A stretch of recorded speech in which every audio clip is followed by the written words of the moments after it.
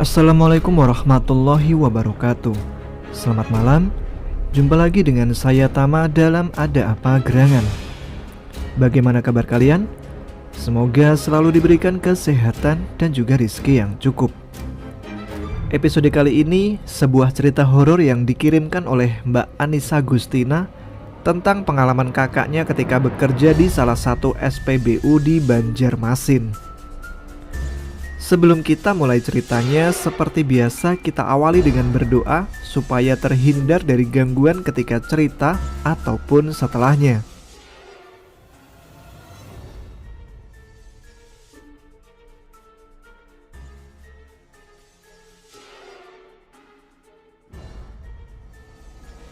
Berdoa selesai. Oke, langsung saja kita simak ceritanya.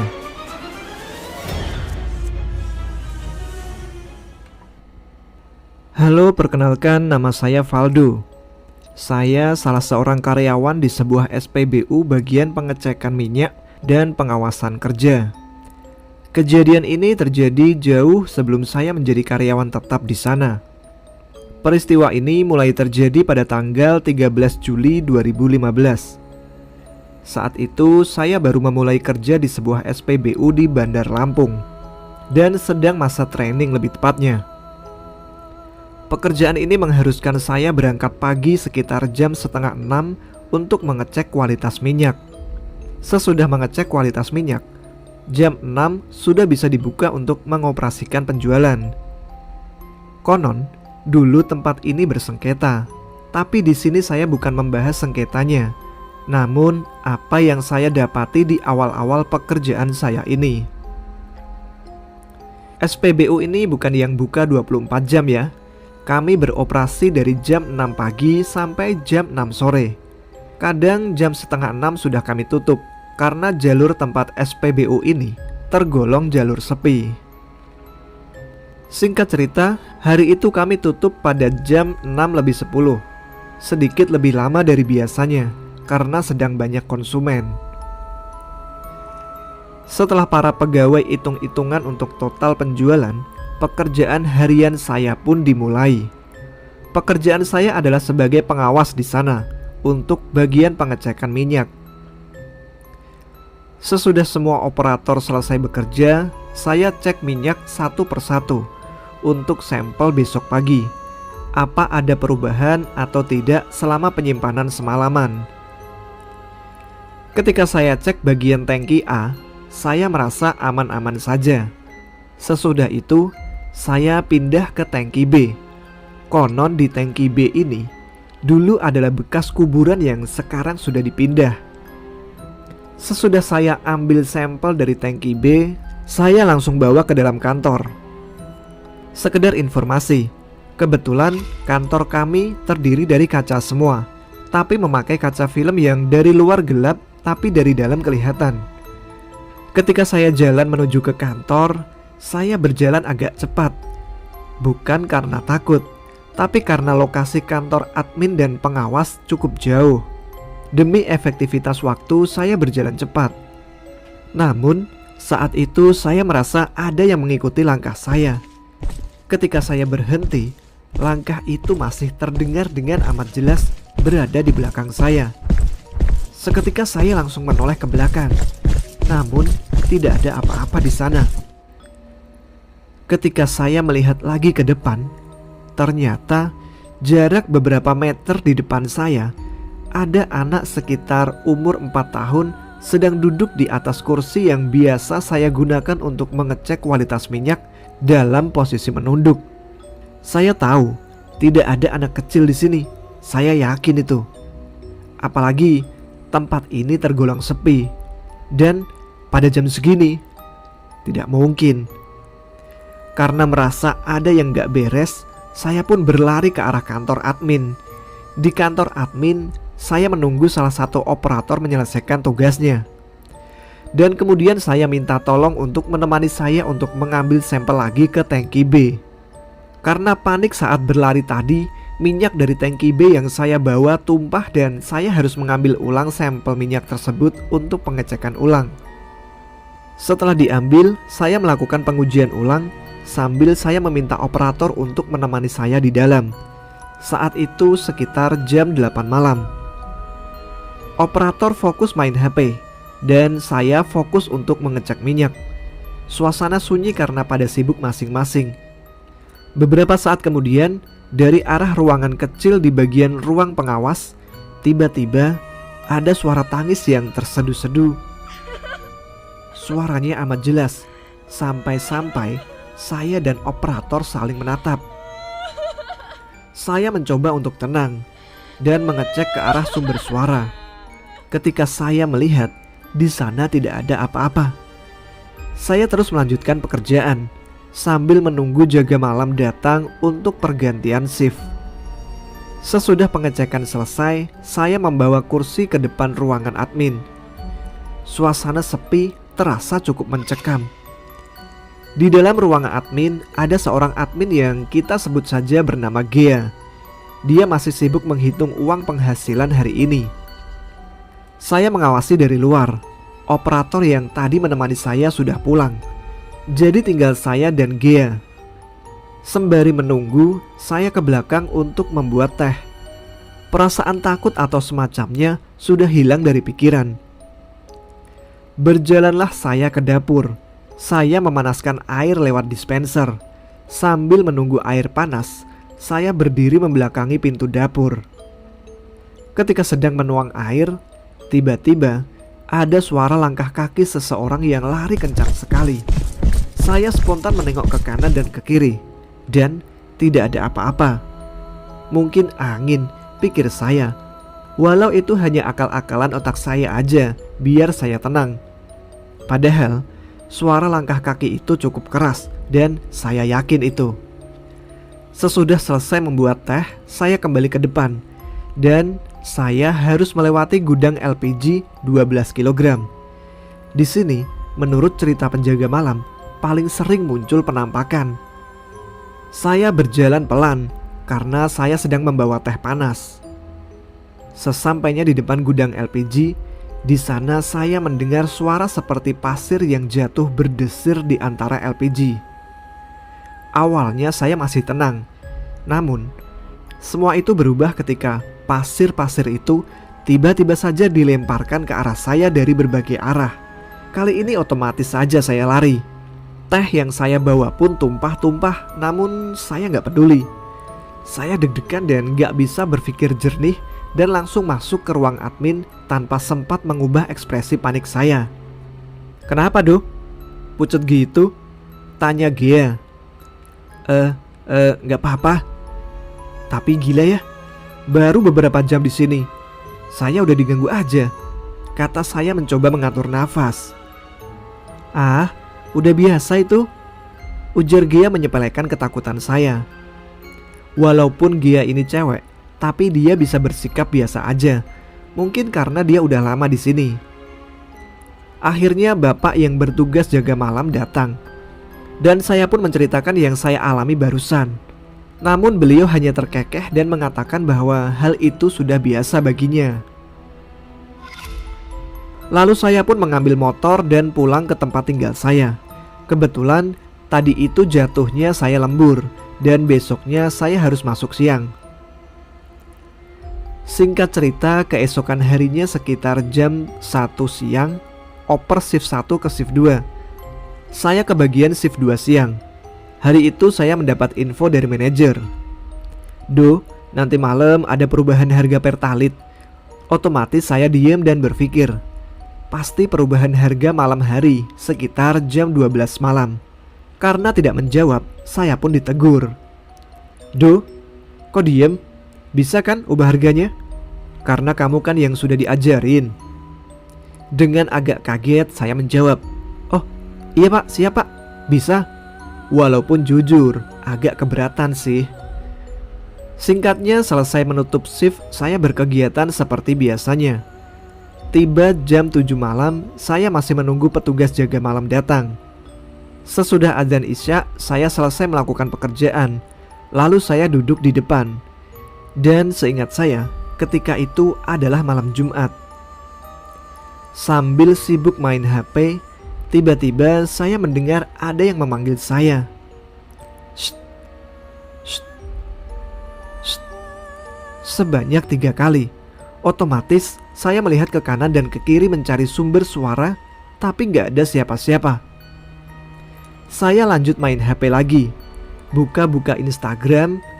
Tapi ketika fokus main HP, tiba-tiba terdengar suara cekikikan tertawa yang entah asalnya dari mana, tapi terdengar sangat dekat. Otomatis saya teriak sambil lari ke ruang admin. Dan Gea seperti biasa, dia begitu tenang dan tanya ke saya apa yang terjadi. Saya kembali diejek olehnya, bahkan dia mengingatkan, nanti lu ganti harga kan? Nah, itu bisa lebih ekstrim tuh," katanya sambil terkekeh. Aduh, saya langsung pusing dan kepikiran akan hal itu. Sudah tidak ada yang bisa dilakukan, saya pun mencari angin di luar. Ketika petugas jaga malam datang, saya sempat ngobrol-ngobrol dan curhat masalah tadi sama dia. Dia bilang, "Itu mah belum seberapa doh, nanti kamu bakal lihat gimananya." Jujur saya penakut. Dibilangin begitu, saya udah merinding. Saya pun akhirnya pulang dari SPBU sekitar jam setengah 9 malam. Saya harus ganti harga tengah malam nanti, namun saya memilih untuk menunggunya di rumah saja. Jarak rumah saya ke SPBU itu sekitar 10 km. Dan jalan antara rumah dan SPBU itu melewati villa dan kuburan. Pas saya udah siap-siap mau pulang, Gia tiba-tiba keluar dari ruangannya. "Duh, pulangnya gue nebeng dong, tungguin sebentar ya." Saya pun mengiyakan. "Lumayan lah, biar ada teman," kata saya dalam hati. Karena menunggu Gia, saya baru berangkat untuk pulang dari SPBU sekitar jam setengah 10 malam. Perjalanan kami yang lancar mulai diganggu saat sampai tanjakan ke arah villa. Motor yang saya pakai mendadak terasa berat, padahal cuman bonceng Gea. Karena penasaran, iseng saya coba muter spion biar melihat posisi Gea duduk. Mungkin aja dia terlalu ke belakang sehingga berat, karena posisinya sedikit menanjak. Namun pas saya melihat melalui spion yang diarahkan ke belakang, saat itu saya melihat ada 2 orang yang sedang saya bonceng. Yang satunya adalah Gea, dan yang satu lagi entah siapa, saya tidak tahu. Itu apa yang di belakang lo?" kata saya panik. "Hah? Apaan? Gak ada apa-apa," kata Gea. Saya cuma jejeritan dalam hati. Karena dari spion saya melihat kami sedang berboncengan 3. Ada penumpang tambahan yang posisi duduknya menghadap ke belakang. Lalu saya coba gaspol agar segera ke tempat ramai, tapi ternyata susah. Motor terasa berat sekali. Saya coba berdoa dan tetap melanjutkan perjalanan dengan membalikkan lagi spion ke posisi normal. Alhamdulillah setelah lewat kuburan, semua lancar dan saya nggak melihat lagi sosok itu. Saya lalu mengantarkan Gia ke rumahnya dengan selamat. Namun ada masalah lain.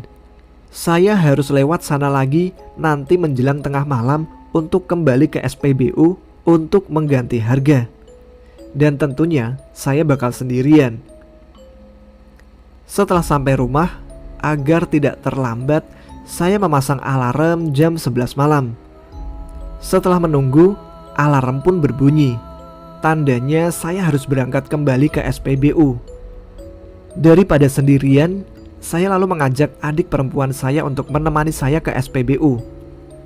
Untunglah selama di jalan aman dan kami tiba di SPBU dengan selamat tanpa ada kejadian aneh apapun. Ketika sampai di SPBU, di sana sudah ada bapak yang jaga malam. Saya lalu mengajak dia ngobrol hingga tibalah jam 12 malam. Saya langsung mengganti harga. Kebetulan pompa Pertalite ada di tangki B dan seketika mengingat kejadian yang saya alami kemarin malam.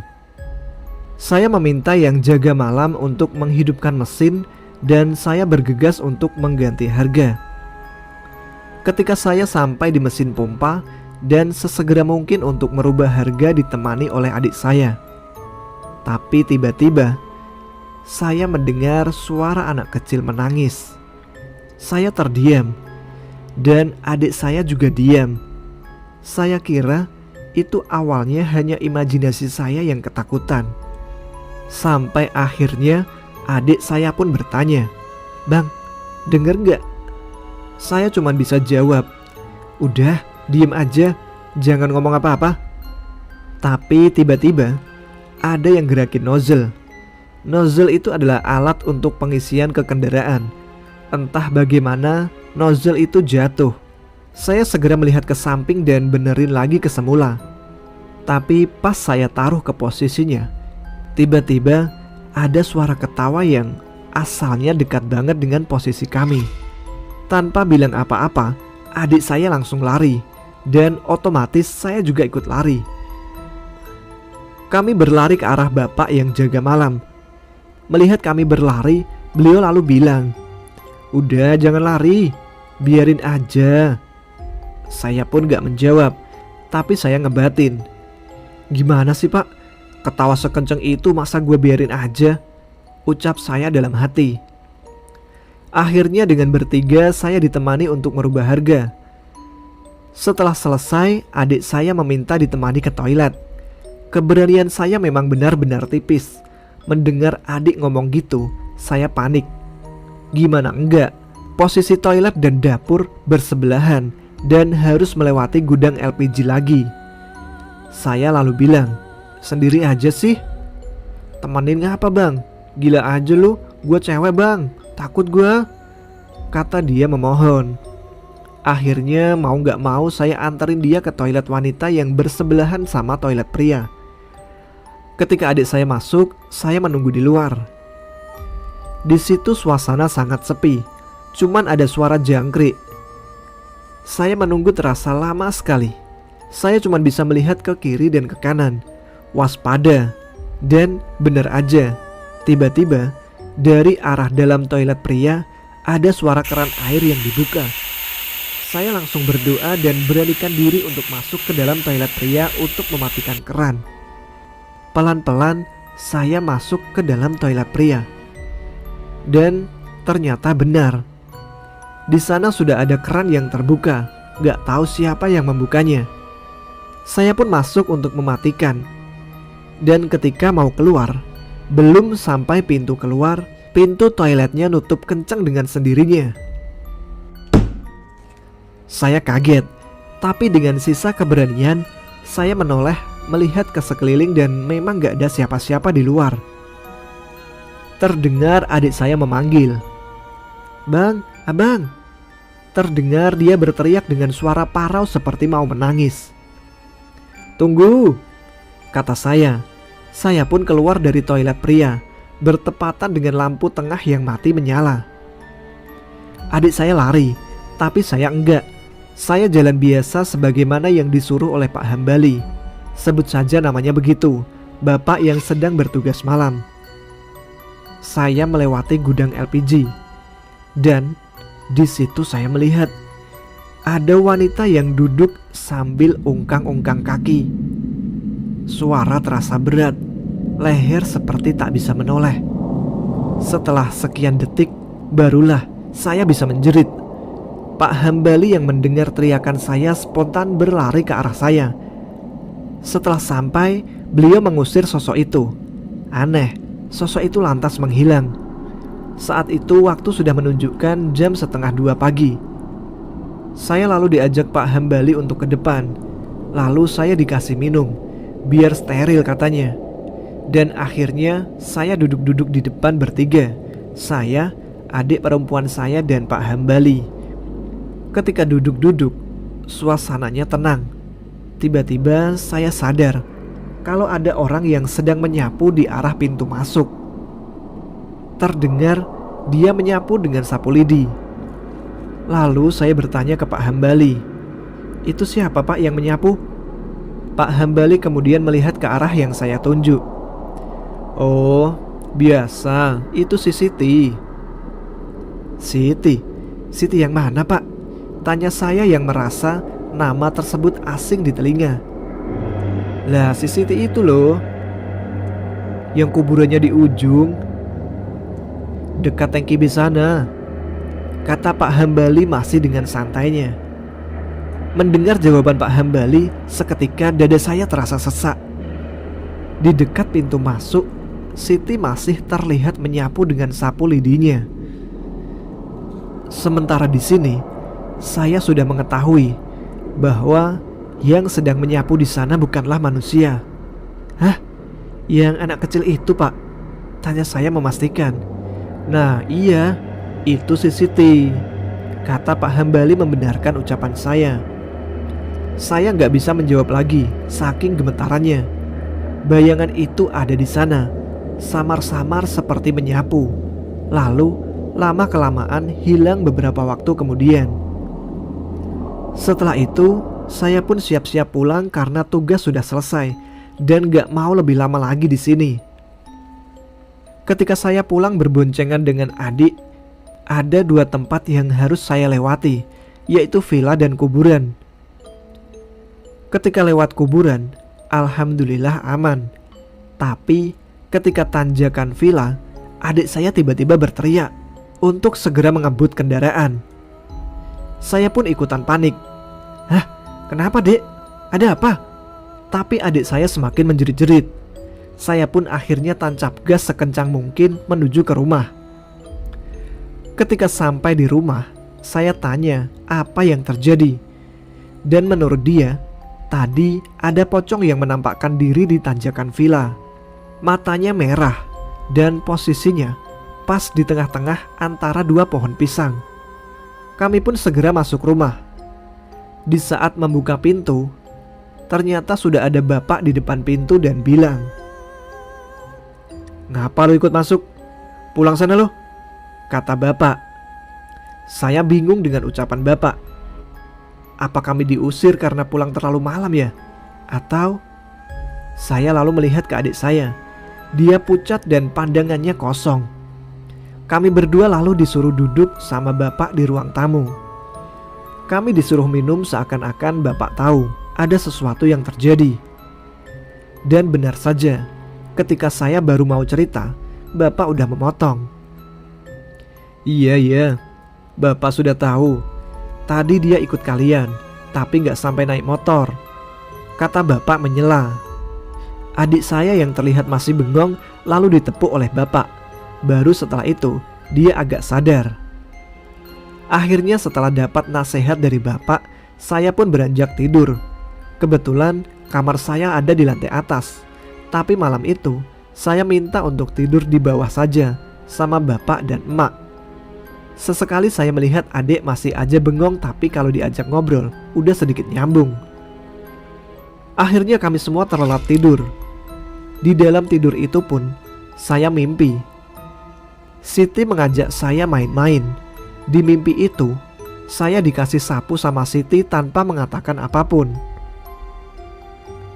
Singkat cerita, pada pagi harinya saya ceritain mimpi saya ke manajer tentang mimpi saya semalam. Sosok Siti sendiri nyatanya sudah dikenal karyawan lain, terutama yang sudah lama bekerja di sana. Menurut manajer saya, dan dalam pikiran dia, itu adalah kode kalau dia minta makamnya dibersihkan. Akhirnya malam harinya seluruh karyawan diminta untuk kirim doa dan tutup lebih awal dan lebih memperhatikan lagi kebersihan bekas lokasi makam Siti. Semenjak itu, kejadian mistis jauh berkurang di SPBU kami. Sekalipun ada, gangguannya nggak seberapa ekstrim. Ya paling hanya sekedar ketawa kecil dan suara menangis aja. Dan kini saya yang sudah bekerja di sini sekian tahun pun sudah merasa terbiasa. Sekian sedikit cerita dari saya. Terima kasih.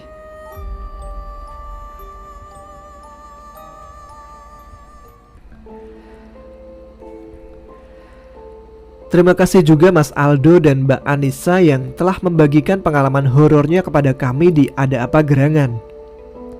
Bagi yang ingin membagikan pengalaman horornya bisa dikirim ke email yang saya sertakan di deskripsi. Terima kasih tentunya untuk teman-teman yang sudah menyimak episode kali ini. yang selalu antusias untuk meramaikan kolom komentar dan tombol like. Salam untuk Mbak Indah EF, Mas Ruby Heru, Mbak Marta Fitri, Mas Syam Aziz, Eta Ibad, Mbak Riana, dan juga Mas Fihar Hamzah yang hari ini putrinya yang bernama Anindya Fania Putri berulang tahun yang ketiga. Selamat ulang tahun dan semoga menjadi putri yang solehah ya Mas. Baiklah, sampai di sini episode Ada Apa Gerangan kali ini. Jangan lewatkan episode selanjutnya. Silahkan subscribe dan aktifkan notifikasinya ya. Saya Tama pamit dulu. Jumpa lagi di lain kesempatan. Tetap semangat yang sedang bertugas ataupun yang beraktivitas.